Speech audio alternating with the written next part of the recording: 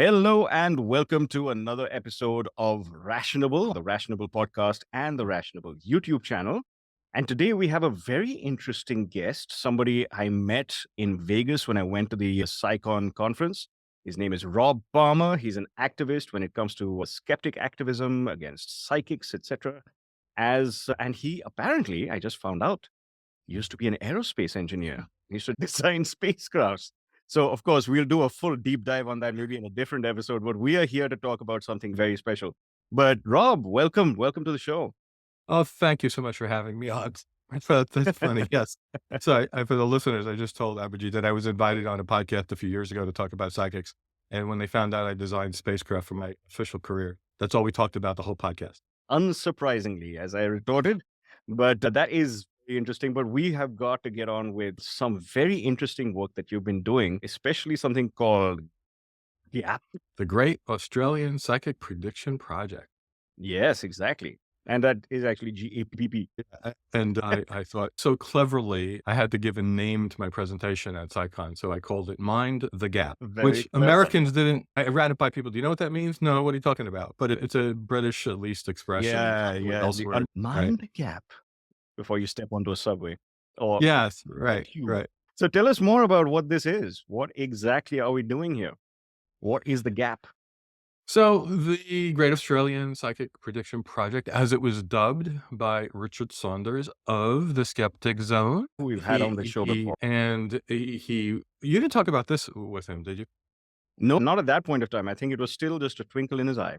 Okay. He's been working on it for 20 years or so probably not quite a twinkle, but he wasn't ready to talk about it yet. Maybe not quite that long. Maybe it was 10 years, but it's been a long time. Richard worked on this, collecting predictions from anything published in Australia by psychic people in Australia. And I'll have air quotes whenever I use the word psychic or medium in this presentation. He collected data, gathering all of their predictions that were made. And he set a time frame. It was going to be any predictions from the year 2020 going forward. And when he started, he didn't know how long he would go, but it wound up, he ended it with predictions from 2020. So from 2000 to 2020. So he did 21 years actually of predictions gathered. Wow. And while he was collecting them, he was slowly trying to score them. Okay, we'll put them in the database. How well did they come true? Did they not come true? But it's so much easier to just spout nonsense than to actually verify whether the nonsense is true. So you can say, so-and-so and so-and-so is going to feel this way about something, or this is going to happen to the economy in this place or whatever. And now you have to go and try to figure out if that's true. And that's a hard thing to do. So he was making very slow progress in scoring all the predictions. And predictions wound up numbering close to 4,000.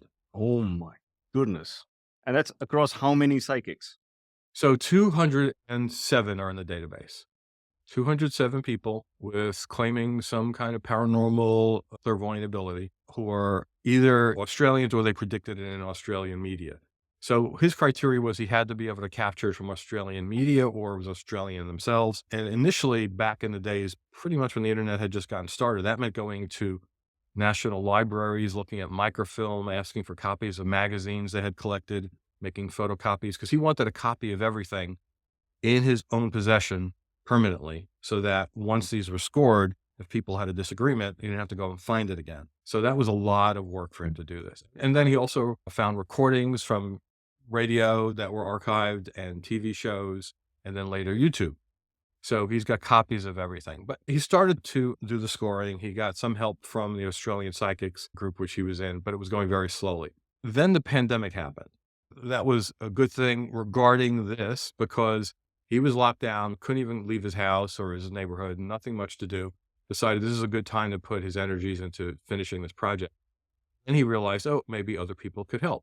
So he reached out to Susan Gerbeck, who's a skeptical activist, also spoke at PsyCon this year. She's very good at organizing people and putting things together. And she was already using Zoom a lot. So she decided, we can do this over Zoom. And she asked other people to volunteer, and I volunteered. That's how I got involved. We, as a group of people, went at this for over a year and a half, I think it was. Every single week, almost without a miss, we met for 2 hours. We collectively looked at all of the predictions. We used Google and other sources that we had finding information. and tried to find out how each of these predictions went down. Were they true? Were they not? And as we worked on the database, the actual number in Richard Saunders' set of predictions grew, because a lot of these psychics will make stream of consciousness predictions. This is going to happen, and then this is going to happen, and this might happen, and this is going to happen, and this is going to happen. And it's all 4 or 5 separate things, really. And so he originally had that listed as one thing because it was from one recording. So that one would become 4 or 5 or 6. That's why the absolute number went up. And then we would look at each of those independently. We probably spent something like 1,000 hours. I did a back of the envelope calculation at one point, scoring all of these, an amazing amount of time. And the idea was to score them all into certain categories. And a given prediction, the way Richard looked at it, was either correct, it was wrong, but it's more than just those 2 simple answers. It could also be expected, it could be too vague, or it could frankly just be unknown. The unknown category is like something was predicted about somebody's private life, even if it's a celebrity. There's no recording of this. How do you know that happened or not? So it just perpetually goes into unknown. Another category is people might die at a certain time in the future, or they won't. They'll live into their 90s, and then you look up their age, and then, their 90s is 10 years from now. So we don't know if that's true or not yet, right? It could be right, it could be wrong. It's also a very big window to give in a prediction, but sometimes that happens. By the way, most of the predictions that Richard collected were the kind that were given for the following year. So this happens a lot, right? In newspapers to fill column inches, they'll invite somebody on in late December, make predictions for this coming year, right? But sometimes they would go beyond that and open-ended. The Skeptics Guide podcast does this every year as well. So they have a little baby version of this where they... Exactly. Other skeptics groups have done that. And generally, it's like for a few local predictions, they do maybe 5 or 10 or something like that, and is in a given year. Yeah. So we think this is the largest set of data, close to 4,000 over 2 decades, that's ever been done at one time. And when you're looking at data, the more you have, the better the ultimate result is. Any kind of tests, trials, or anything. Yeah, we feel pretty good about this. So the other kind of categories that we could score predictions in are, I mentioned expected. So that's a lot of the predictions these people make are not quite as bad as this, but pretty close. The sun's going to come up tomorrow morning. And they mark that as correct, as how great they are as a psychic. We didn't put that in the correct category, even though the sun did come up tomorrow. So we put that into expected. That's not even a prediction. Stop it. And then the other category was too vague. So this is stuff that you can read and it's wishy-washy and might also be unknown. But sometimes it's just, there's going to be an earthquake somewhere in the world. Okay. And then there's a debate. Is that expected? Yes. Is it too vague? Yes. So we had to decide which of those categories. But basically, those are a way of taking away obvious hits or retroactive hits where a psychic would say, yeah, see, look at that. I got that right. And really, no, that's not what you said. And only give them a score of correct on ones that were like, would be counted as, yeah, that's a true prediction. Right. Wow. Okay. So you collected all of these, you went through all the data. What did you find? Unsurprisingly, they weren't too accurate. Mm. So when you take away the vague ones. I didn't see that coming. Yeah. That's because you're not psychic. Yeah. So you take away those wishy-washy ones and the really expected ones and coin flip predictions. There were a lot of coin flip predictions. By the way, if the psychic makes all 50-50 predictions, by chance, they're going to be 50% correct. If you make all predictions on the World Series and the World Series is already running and there's only 2 teams playing, you're going to be 50%. They didn't have a lot of those, but there were some in the database which drove their percent up a little bit. But anyway, even counting all of those, the total number that we scored as correct was 11%. 11%. A little tiny bit under 11%. So most predictions, almost 90 in the database, were a few percent were unknown, just 2. Expected were 15%. The vague ones were a little more than that, 18%. So you combine expected, too vague, and unknown, and you're up there in the numbers. And then wrong was 53%, just flat out. Oh my God. This is not even equivalent to chance, which is around 40%. Yeah, it depends what kind of things you try to predict, right? Yes, if you try to predict sports events where there are only a few teams, you're going to be pretty high. If you want to guess a specific thing, like this city will be hit by an earthquake in this year, unless you're talking about Los Angeles, and you also express the magnitude, because little earthquakes happen all over every place. So if you say there's going to be above a 7 in Los Angeles in 2010, All right, that would be a pretty on target prediction if that happened. Mhm. Although of all the cities in the world, that would be one of the more likely ones that would happen. So one of the interesting things like that is we actually, of course, can look in our database and see the ones that they predicted that were just wrong and like how wrong they were. I can give you some examples if you'd like. Yes, I was about to ask about that. Yeah. So just like poking through at some of them, this is 2,000 predictions plus that were just plain out wrong. So in Australia, they're a Commonwealth country and they're somewhat obsessed with the British royalty. So there's a lot in there about those people. So there's Yeah. one predicting for the year 2000, Charles and Camilla will marry in this year or the next. So they gave themselves 2 years. No, it happened 5 years later. So wrong. Talks about Brad Pitt and Angelina Jolie. They're also obsessed with celebrities, by the way, all over the world. Their relationship won't last another year. And this was made in 2007. Like did get divorced, but it was 11 years later. I see Sydney being hit by a rather large earthquake will cause a lot of damage within the next few years, somewhat open-ended, not just the 1 year, which was in 2013. But no, they've had no earthquakes since 2013. So wrong. They'd have a So higher chance of predicting somewhere in India because you get earthquakes. yeah, we'll get to Ra- that. We actually had, let's see if I can find that one. Looking at the wrong ones now. So in the expected category was there will be an earthquake somewhere in either India, Los Angeles, or Japan somewhere in the next few. Come on. Not No quite as shit. bad as the sun will rise tomorrow, but it's almost. So we're not giving you that as Not. correct. These are some of the most earthquake active zones. Exactly. They might have just said there's going to be an earthquake in places where there are always earthquakes, but that's too obvious. So they don't put it that way. There's going to be volcanic activity in Hawaii. Exactly. There was one, and actually it was wrong because they said there will be a dramatic large volcano, and that did not happen. Like that we got minor. All right. So one of the really wrong ones I love was, I don't think authorities will catch Osama bin Laden next year. This was in 2005. I don't think they will ever catch him. I think it's likely he has had plastic surgery and is hiding his identity. So yeah, no.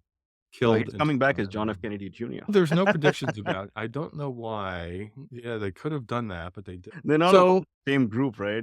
Joe Biden will be nominated, but will drop out before the election. This was in 2020. Yeah, no. Wow. This is one of the most astounding ones. So often these people have no understanding of science, physics specifically, and they make predictions that sound ludicrous if anyone knows any science. And yet they don't have any qualms about doing it. Well, Kerry Culkins from 2001 said, using anti-gravity to lift heavy objects will become a reality instead of a dream. Have you seen that on sale on Amazon yet, that you could buy a device to help you move your furniture? not yet, but I have seen some other freaky stuff on Amazon. Yeah, I am surprised they're not selling it as a snake oil product. Summarizing all of that, Richard Saunders' quote on this was, these people were appallingly bad at predicting future events, and most of what was predicted did not happen, and most of what happened was not predicted. And I can tell you about that second part also. Yeah. So we decided, okay, if these people can predict like what people are, who are celebrities or in the monarchy or whatever, feel like they're going to have for lunch the next day, and what's going to happen in someone's personal life or regarding a divorce or not, you'd think they would be good at seeing huge, amazing things which are going to rip the space-time continuum and change history on Earth. That should be an easy thing. But we went through the database of the years, which was, again, 2000 to 2020. And we went to Wikipedia, and for every single year, there's a list of historic events. So we pulled out 10 for each year. So we have 210, the most significant historic events, missed predictions that nobody in our database said anything about. So this is embarrassing. And they're international, they're from local there in Australia, just all over the place in all different categories. So some examples, starting with the first year of the database, 2000, there was a historic stalemate in the US presidential election, and the Supreme Court decided who was president for the first time ever. No, and they're always talking about the presidency. Didn't see that coming. A local thing in Australia, a century-wide, longest 100, worse than 100 years drought in Australia in 2002. They're always talking about a little bit of rain in Australia or this or whatever. They didn't see that one coming. NASA's disaster, the Space Shuttle Columbia burns up on reentry. Only the second time astronauts were lost in flight. They didn't see that coming. The Indian Ocean earthquake and tsunami from December 26, 2000, killing 250,000 people, 14 countries. Literally the largest natural disaster in recorded history besides Noah's Ark. You count that. Yeah. No, nobody saw that one coming. Oh my God. Yeah, I mean, it just goes on and on. People dying, they're always talking about predicting people's death. Michael Jackson dying at age 50. Nope, didn't see that coming. Largest earthquake ever recorded, 8.8 in Chile in 2010. Nope. And double disaster, the 2011 tsunami that triggered a nuclear disaster in Japan. Nope, missed that. Yeah, it's astounding. And as I mentioned, they're obsessed with the British royal family. They had prediction after prediction about Queen Elizabeth II because, she's getting on in years. Oh, she's going to retire this year. She's going to die this year. She's going to pass it on to Charles this year. Every year they predicted it. And there's She not waited until one the end of the prediction. GAP project. There is not one prediction in the database about Queen Elizabeth II retiring or dying that got it right. Nobody predicted her correct year. Oh, man. That is a lot of egg on faces that we shouldn't really turn into omelet because that's Yeah, but the interesting thing is, with that being the case, this hasn't been presented in this degree before, but still, there are the other sources you mentioned. The Skeptic's Guide goes through it. Occasionally, people will talk about this in local clubs. Why do people still believe in these people? That's what I don't understand. I think it's probably some innate sense of having control over chaos. I think that is, from my perspective, that seems to be like a core reason why a lot of people believe in a lot of supernatural things and being able to understand, say, religion for that matter, making sense of the world. We have the pagan religions, Hinduism being a polytheistic religion where we have a lot of elemental gods and a lot of gods that apply to practically every aspect of our lives. Because if we believe that if we pray enough, if we give enough money at the temples, something will happen, something beneficial will happen. We will have control over the chaos. I think that is one primary reason why a lot of people would believe stuff. A lot of these pseudoscientific, superstitious things like fortune tellers and psychics and being able to predict the future, and even astrology, that kind of goes without saying. We look up astrology trying to figure out what's going to happen in our lives, what should we do, what should we not do over a completely uncertain future, which we have absolutely no control over. We humans hate not being able to control things. Yeah, that makes sense. It's basically what you're saying. It's a just natural human tendency. And then the problem is in the regard of the psychic realm, it's reinforced by it being shown on TV and written in newspapers. And I don't know about in India, but in America, a lot of cable stations have their own medium they promote and have shows every year. And they're not promoted as entertainment. They're promoted as these people can do these things. So it's, Yeah. wow, it's on television. How could this not be true? I wouldn't say politician, but he just lost his race. So maybe that's done. Dr. Mehmet Oz ran for the U.S. Senate in Pennsylvania, and he's somebody who has his own show. He's a cardiac surgeon. So Yeah. you can't be too dumb to be a cardiac surgeon. But he has his own TV show for a very long time, promoted by Oprah Winfrey, which is what got him famous. Promotes all sorts of quack stuff. Yeah. And there's a clip of him promoting psychics on his show. He's introducing 3 or 4 women. He says the things they have in common, the thing these women all have in common is they're all psychic. Now, he doesn't say they'll claim to be psychic. Let's explore this. This is a cardiac surgeon just saying these women are all psychic. And then he gives them he sits down to talk about it and they show their powers. And he just eats it up and throws it out. Whether he personally believes it, I don't know. But he certainly knows it got him views because people like Absolutely. this. And to think that he had such a level of power, so much influence, and to be promoted by Oprah to such an extent and to be given that platform. If I had that kind of luck in my life, I would have used every ounce of my energy and the time that I had in the public eye promoting things that were true. But he has completely gone over to the other side where I honestly think that somebody who's a cardiac surgeon can't possibly believe all the stuff that he's selling, but he got greedy and he's just making hay while he can, while he still got it. And It's hard to know. It's hard as a people to look into people's hearts. From our side of the fence, it's hard to imagine that being the case. But in reality, even if you have a degree in a certain science, especially medicine, you're not really taught to be a critical thinker. You're learning facts. This is what we understand about anatomy in the human body, and this is the kind of medicines that we know work for this and this.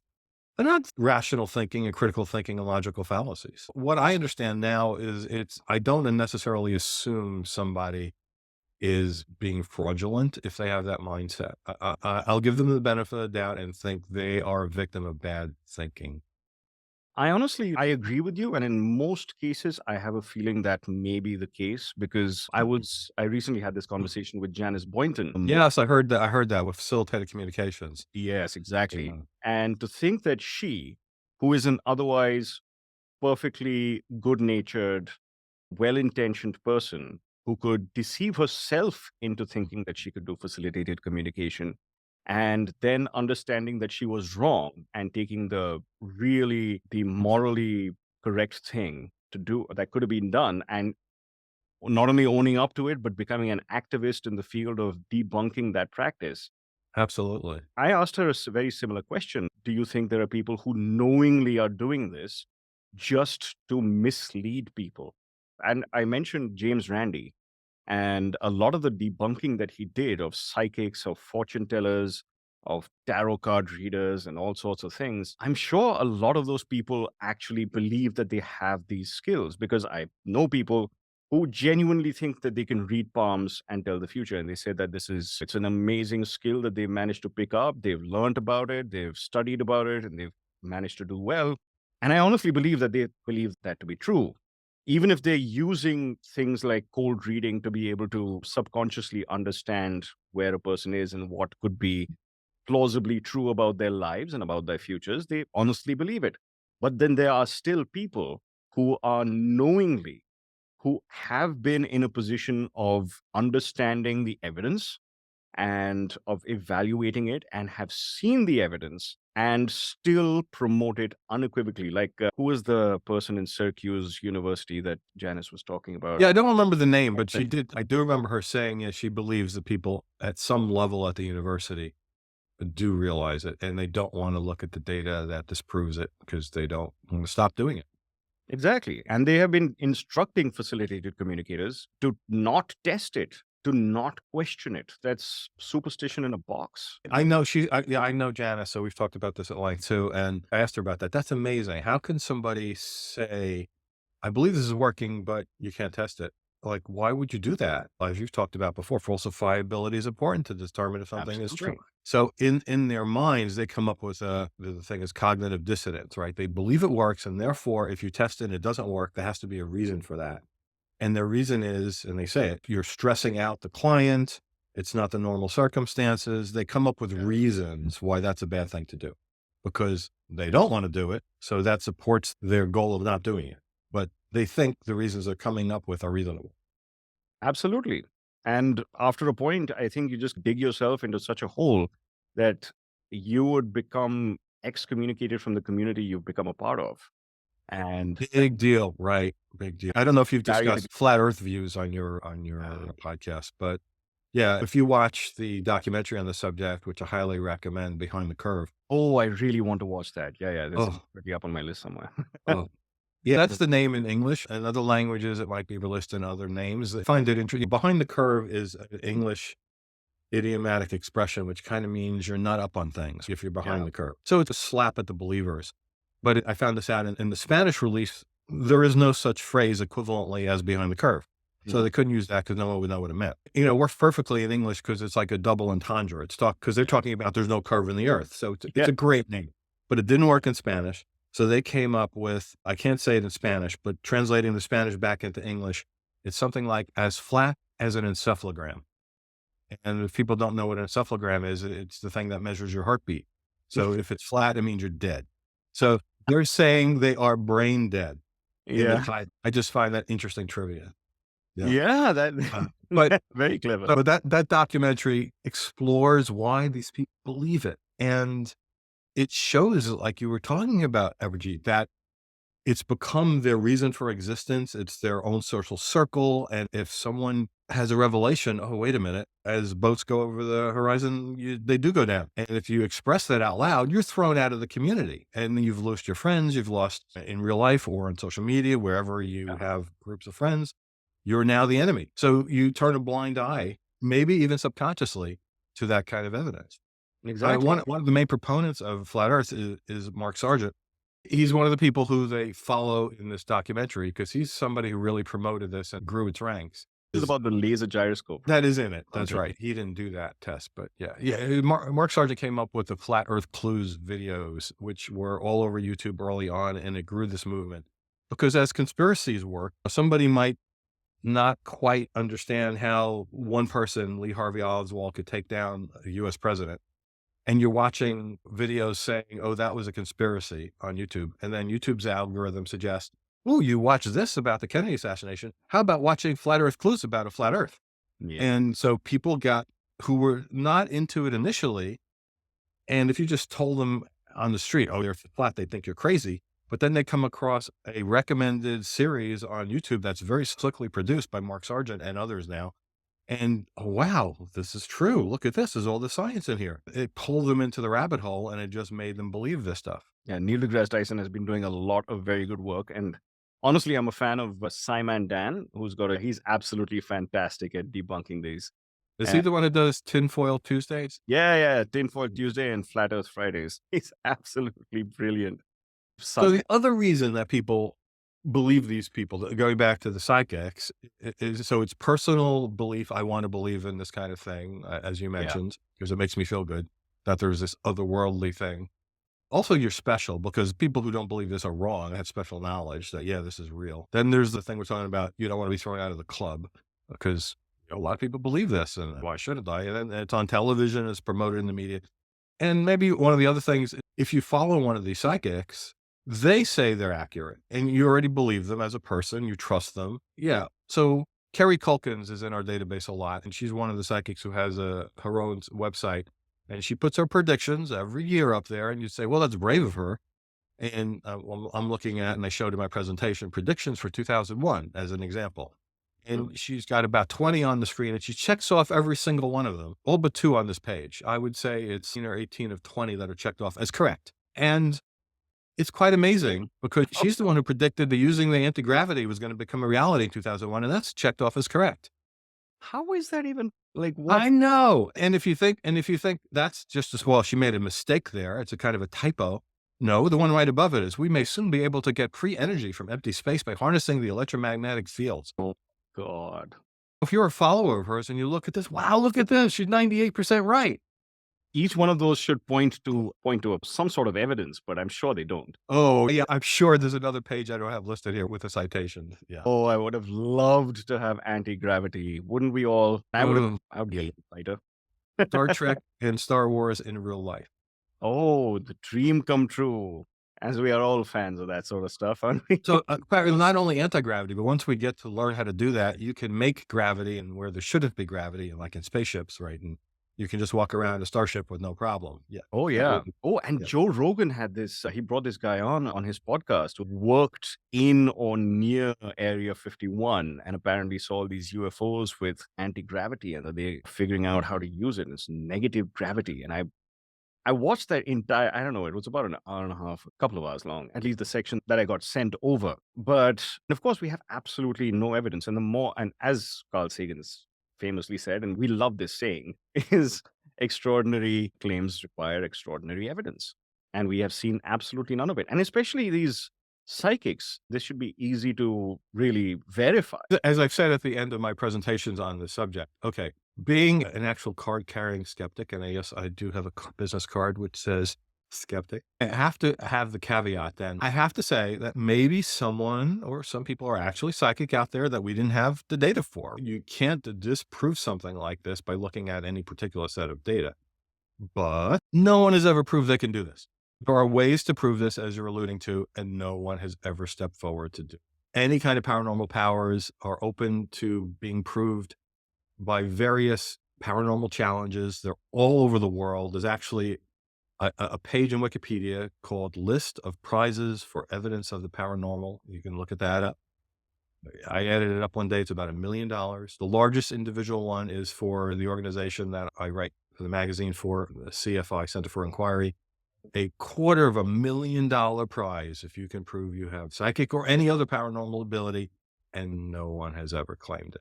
Before this, there was a $1 million paranormal prize for decades by James Randi until James Randi died. People think they can, they apply for it, they agree to the test terms because They think they're psychic. And They there's think they can always douse for water. They think they can bend items. They think they can whatever. And you put them to a test and wow, they can't do it. Amazing. I Now, remember the we Yuri Geller video, which is now up on YouTube. I'll see if I can find it and put a link in the description here of when who was the talk show host who had Yuri Geller on? So Johnny Carson, I actually Johnny added Carson. all of this information to 4 Wikipedia pages. The Johnny Carson one, The Tonight Show, Yuri Geller, and James Randi, because it was such a big event. Yes, So of course, there is the Gorilla Skeptics, but I will talk to Susan about that so I can tell people about it because I have to have her on. Hopefully this yeah, week. absolutely. She'd be a great guest. So Johnny Carson was really a skeptical person, a talk show host for decades in the United States. One of the most watched shows called The Tonight Show. And Yuri Geller was coming up as a mystic who could bend spoons and fix watches just by having people look at their TV sets when he was on and concentrate. And he was going to come on The Tonight Show. And Johnny Carson reached out to James Randi and said, "I'm going to have this guy. What do you think about him?" He said, "Oh, okay." He set up a test for him this way. And James Randi gave him the insight, and his team put the test apparatus in front of him. When Geller came on and sat down, all the test stuff is on the desk in front of him. And said, "We're going to do a little test tonight." And I don't think he was expecting it. I've seen this video from his reaction. "Oh, okay." And he had no insight into what was going to be done. He hadn't touched any of this stuff. And after the commercial break, he came back and he tried to do stuff and he couldn't do anything. And of course, I have bad powers today. I'm tired. So this is all on the Not Wikipedia feeling the article. energy No, flood. but the bad thing, Abhijit, is that this made his career. Most people don't know that. Really? How the hell did that Yeah. happen? Yes, and this is documented in the Wikipedia article. So he was about to quit. He went home. He was almost suicidal, if I recall the way he put it, because he thought, "Oh, I put my foot in it. This is the end of me." And then very soon after that, I think it was the next day, he was invited on another show, and it was a bigger show. It was like a news show. And he did his stuff. And so it was seen as, well, if he was fake, he could do it all the time. But if he's real, you would have problems sometimes. So he spun it that way, that this made it seem more like he was the real deal.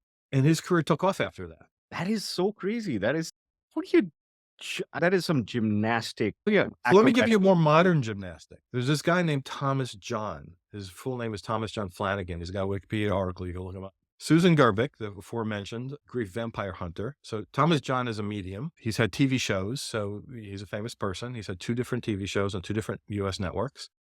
And his thing is he can talk to dead people and they talk back to him. And he's a channeler to give the people he's reading what their dead relatives are saying. So Susan and the Gorilla Skeptics team did a sting on him, which was so successful that it was written up in the New York Times. So she and Mark Edward went in undercover.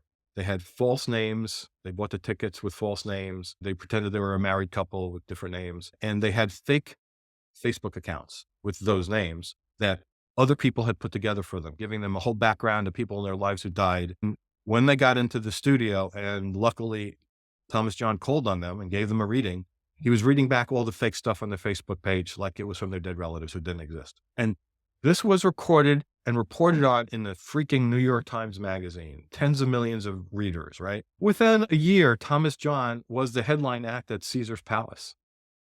With that in his past, Caesar's Palace still gave him the headline spot to be their show, the Thomas John Experience, something like that.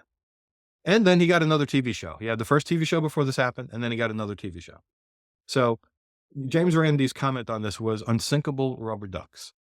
Absolutely. I have a different term than rubber ducks, but I won't mention that here. Oh, I'd like to hear it. Why not? Floaters. Oh, analogical. Okay. But that almost makes you feel like, why are we doing this? We're actually making people more famous, but we can't give up, can we?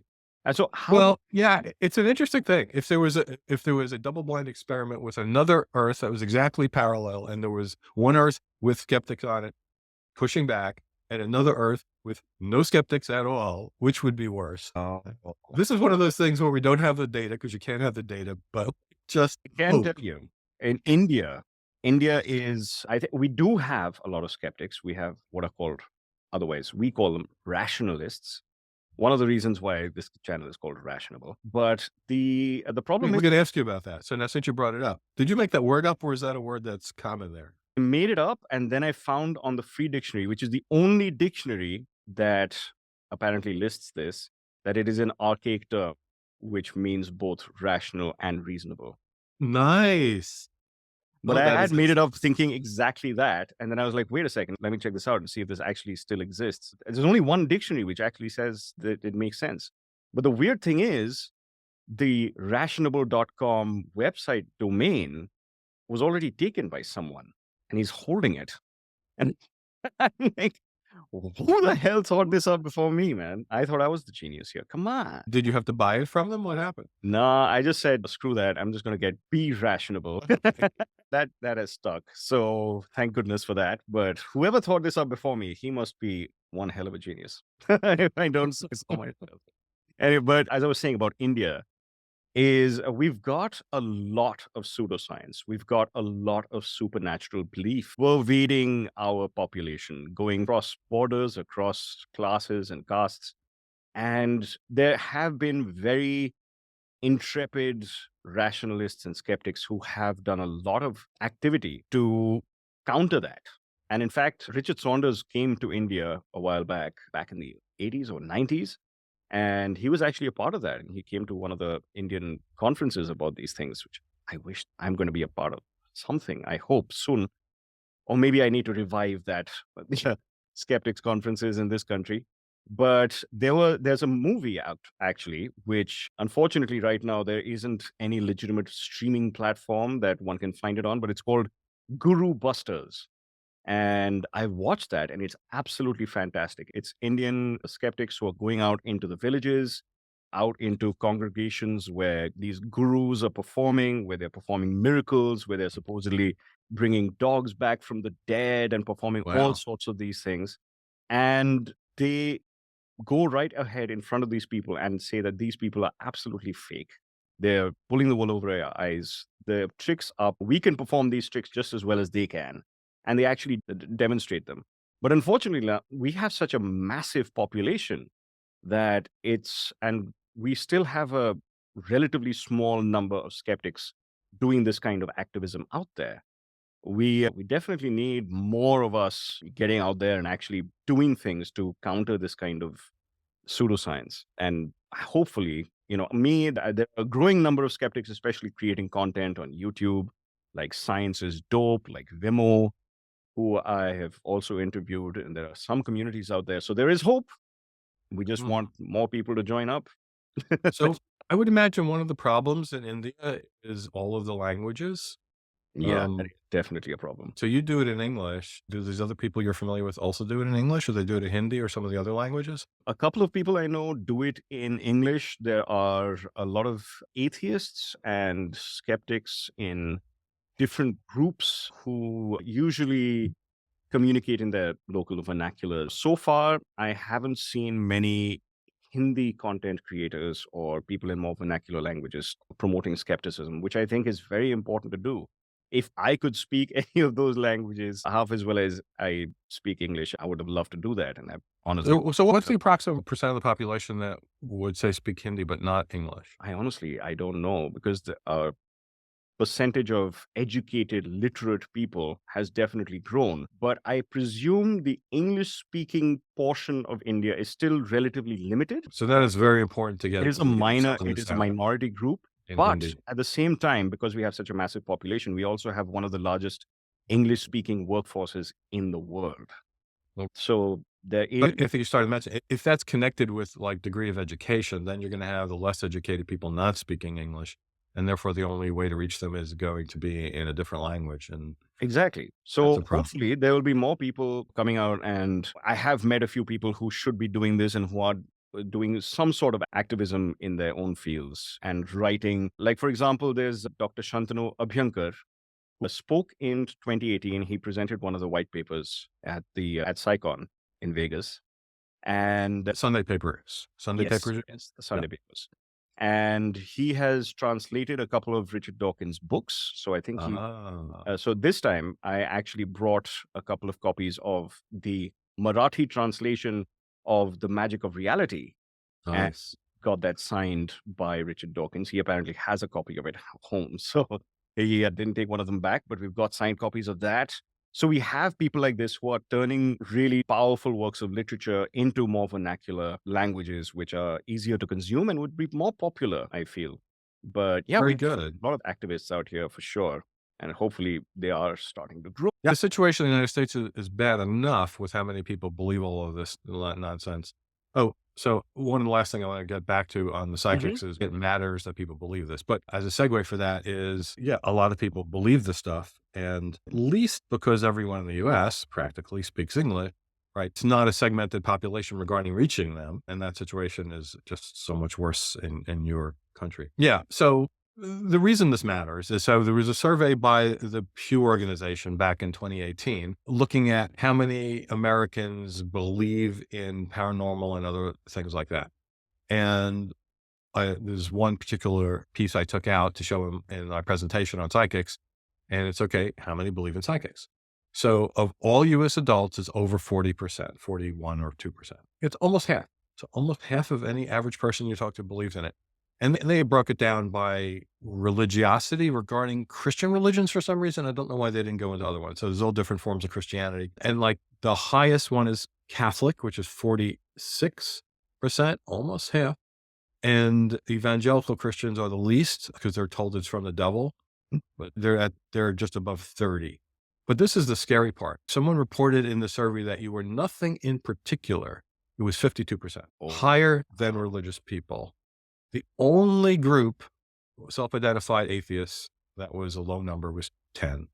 Now, that's disturbing to me. That 1 out of 10 atheists believes this too, frankly, but at yeah. least it's not 40 or 50. Yeah, absolutely. There are always people who haven't really distinguished rational thinking from at least the lack of religiosity with skepticism at this point of time, because there are people who leave religion for other reasons as well, except other than thinking oneself out of it or Yep. rationally thinking about the world around us. The basic belief is that the people in Europe are less susceptible to supernatural thinking, or not, at least if not supernatural thinking, but non-skeptical thinking, non-critical thinking. Yeah, And I need to see the data on that, Abhijit. no, because 'Cause the level of uh, religiosity in the more advanced European countries is far less in all right, so that's the caveat. Yeah, so Europe isn't a monolith. There's so Yeah. many countries there, and they go from extremely Catholic to maybe the more northern countries, Scandinavian countries are the ones I think more you're describing.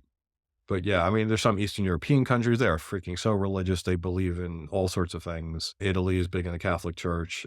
That's unfortunate, but it's true. So just finalizing my thought there. The reason it's important is because that many people believe in this, and those are US numbers. I have no reason to believe it's a less percent anywhere else, including India. And the problem is this leaves people open to being taken advantage of drastically. In my previous talk to PsyCon, which was the last conference, which was 2018 before the pandemic, talked about what's the harm in believing in psychics. And I talk about people who become victims of con artists who take them for literally their life savings. And that could be tens of thousands of US dollars or millions in some cases. And it is so heartbreaking to hear this. These con artists, they have a street corner in your neighborhood, Psychic Maria, come first reading is free. And if you believe this, you might go and do that. And then they get you for everything that they can take you for. And if you're the kind of person who's desperate and you need help and you believe in this, and this person does a magic trick that convinces you they are in fact real, or does a really good cold reading or even a hot reading because they had your name in advance, they can do anything they want to you. And the stories are horrendous. If anyone wants to Google it or go to Wikipedia, you can look at the article for the private detective Bob Nygaard, Nygaard. He retired from the police force. And then by a series of happenstances you can read about in the article, he got pulled into trying to help victims of psychic cons. And this is what he does. And much of his page is taken up by the very newsworthy, because they were big dollar figures, victims that he's helped. And it's unbelievable what people will believe and how much money they will give these people because they believe in psychic powers. And that's the sad thing. And I know Bob, I've interviewed him numerous times and I've heard details of his work. And he gets more calls than he can handle. He's not in an agency, he's one individual. And as far as he knows, no one else does this in the whole US, devotes themselves to helping victims of psychic con artists. And he tells me 4 or 5 calls a day that he has to turn away. Goodness. Those are only the people who've contacted him. Many people who get taken don't reach out because they're embarrassed about it or they haven't found him or anyone else. And I don't know about in India, but the legal system in the US is horrendous for this because you'll go into a police office and try to file the grievance or whatever and say, oh, no one held a gun to your head. Why'd you give them the money? It's not a crime, even though it is. So you have the police refusing to arrest. If you get it to the point where that doesn't happen and they do arrest them, it's a question of whether a prosecutor is going to prosecute it, whether you think they can win the case. And then often, even if that happens, it's give them the money back and we'll let you go. And then the person goes right back to their store and keeps ripping people off. It's a horrendous situation in America. And I would just guess it's that way in most of the world.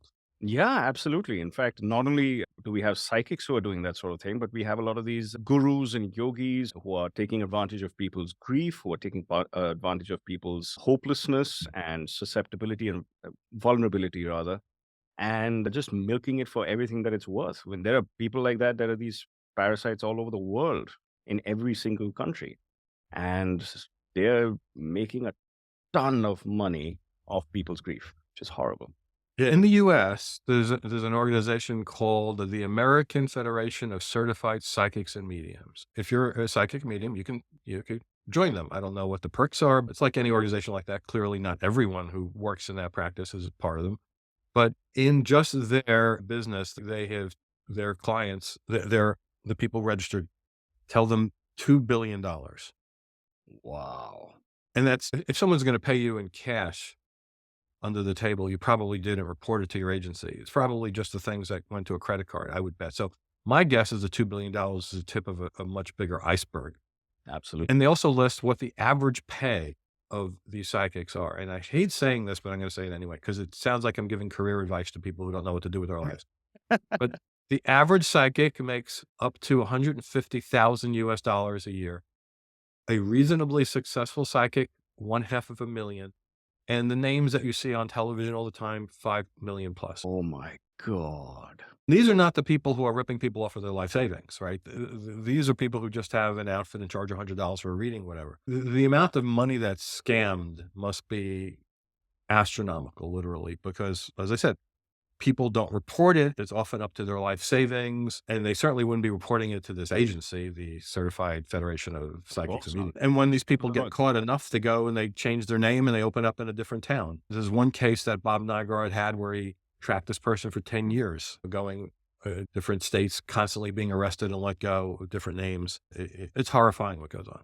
And we could put a stop to this if we could convince people that there's no reason to believe anybody has psychic powers, but what's the chance of that? That's what we're here for. That's what we're here to try to do. So how can we help with the GAPPP? I feel like we should do something like this in India. I think that would be a fantastic idea.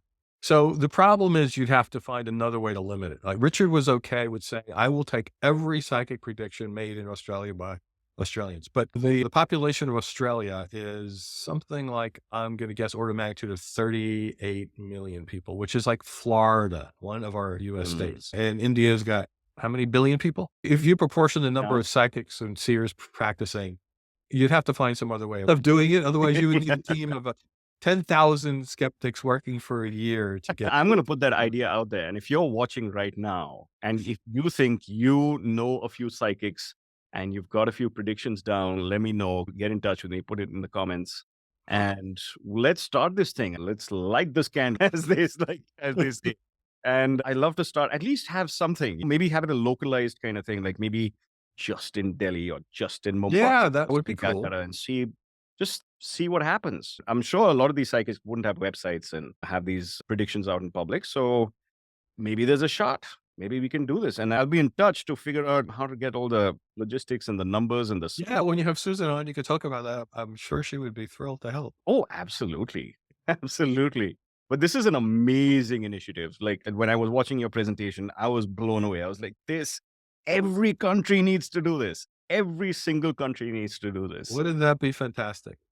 Absolutely. It'll be the global, well, then you lose the A, right? It's not the Australian anymore, but the global PPP, the Psychic Prediction Program.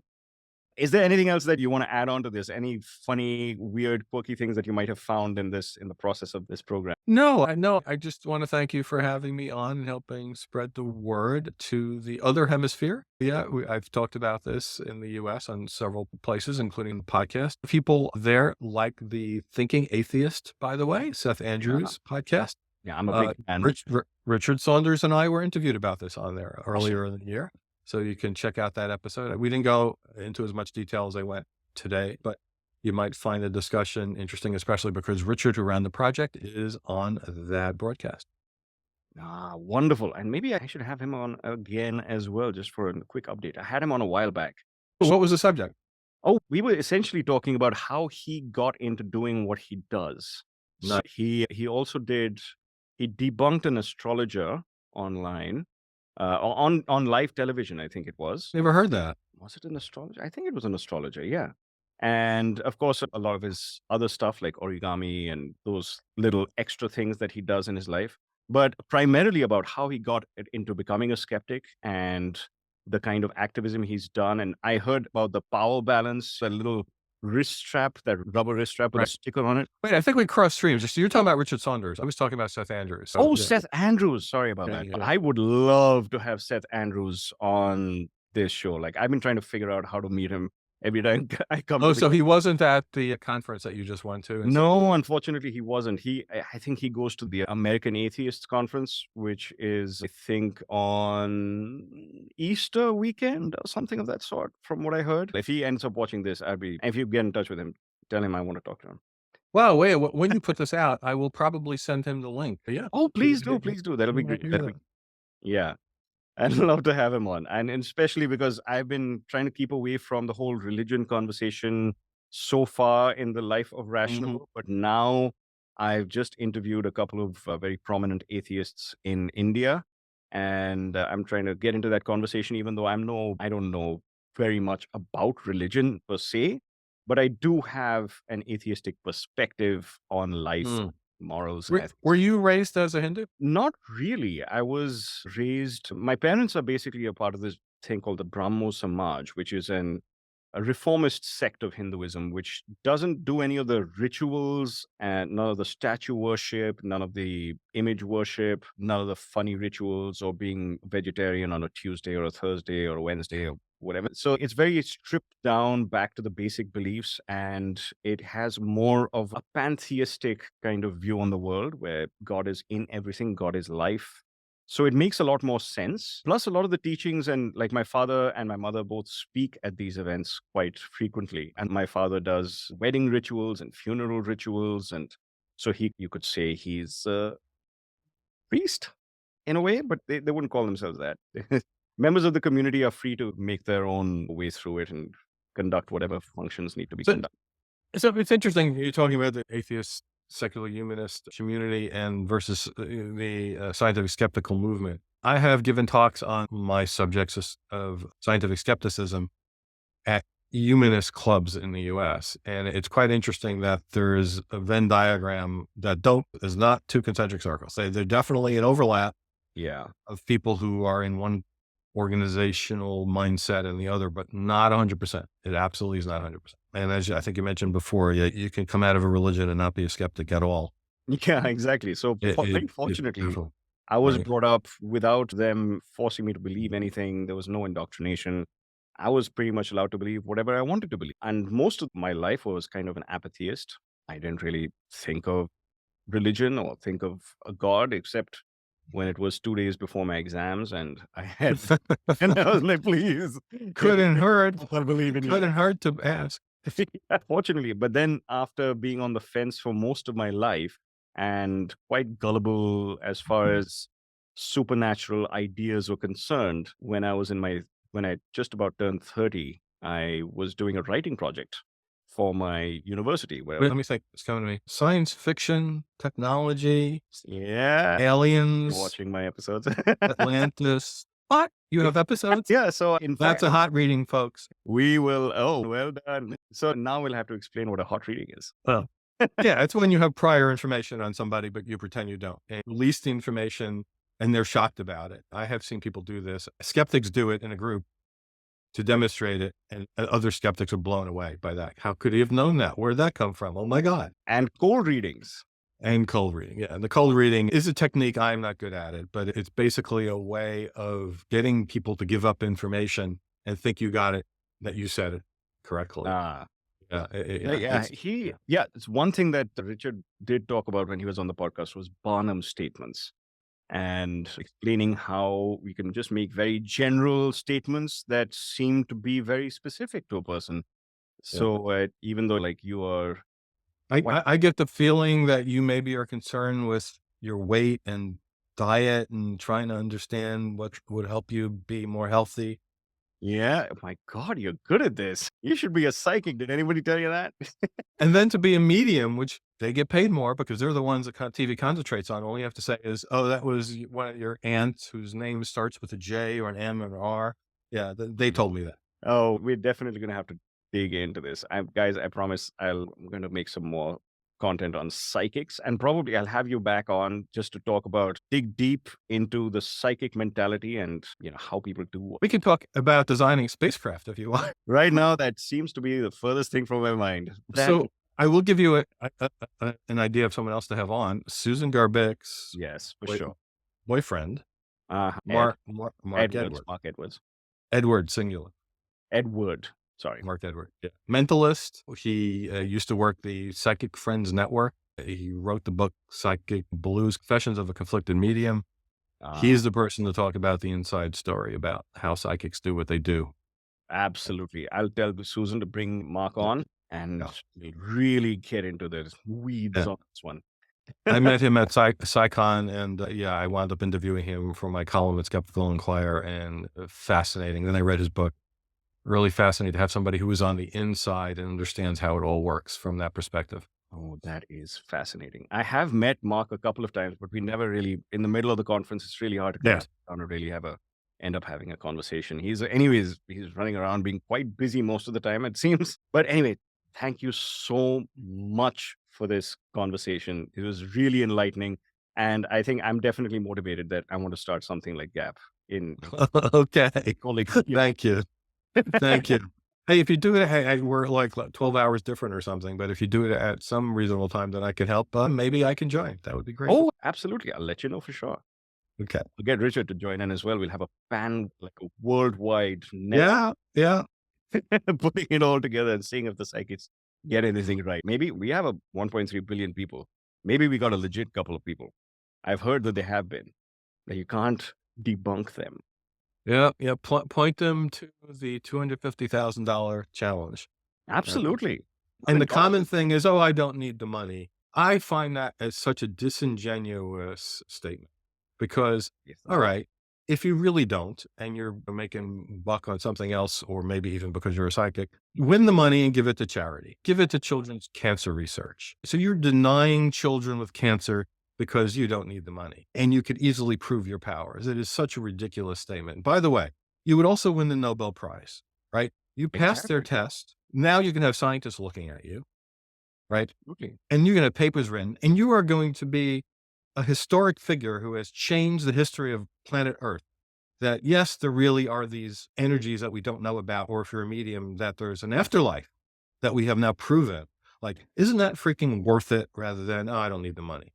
Absolutely. That's what's at stake here, psychics. If any of you are watching, that's what's at stake. You can change the world for the better if you just prove your abilities in a scientifically controlled setting. And I would say the phrase is put up or shut up. Stop saying you can do this until you prove you can do this. Absolutely. That's all we want. And we as skeptics, we would love for this to be true. Oh my God, that would be so amazing. I would get on the research and figure out how these energies work and what happens when you're dead and how you can come back and talk to people. Oh my God, that would be amazing. Absolutely. But right now, there's only one way you can find out, unfortunately.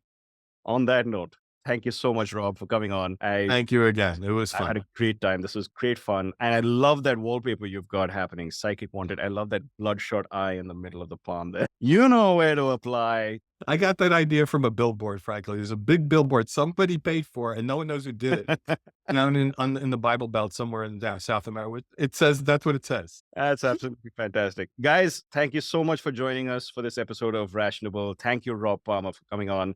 And I'm going to put up a whole bunch of links where you can check out the GAP project, where you can check out Rob and what he does, as well as the Skeptic Zone with Richard Saunders. Have a good night. Have a good week ahead of you and a good weekend. And we'll catch you later. Thank you so much. Thank you again. And if you guys want to know more about Rationable, go to www.berationable.com. I would greatly appreciate it. You can check out the Rationable podcast and the YouTube channel, which is called Rationable, very simply, where all these interviews are also put up in video form. And if you want the transcripts, again, berationable.com. And if you have any questions, you can send them to me at Abhijit, that's ABHIGIT, at berationable.com. Or you can just go to the website and throw in a comment or fill out the form. So thanks again. See you guys in the next episode.